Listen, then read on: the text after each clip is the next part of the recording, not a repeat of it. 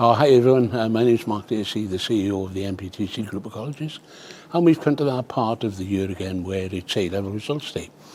Now, we always say that we try and get our A-star A students 25%, A-star to B 50%, and A-star to C at 75%, and we always try and get 100% of our students through.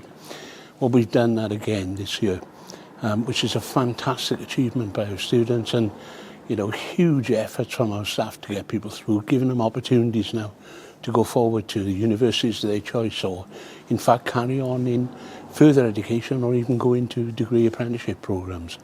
I think one of the highlights this year is our Welsh Baccalaureate results, which again are outstanding and improving year on year.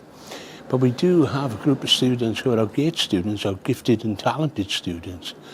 And this year we've achieved 44% at A-star and 88% at A-star A, with 100% of our students gaining A-star to B, which is a phenomenal performance whichever way you look at it. So a huge congratulations from everyone here at the MPTC Group of Colleges, and we look forward to seeing what you achieve in your career over the next couple of years.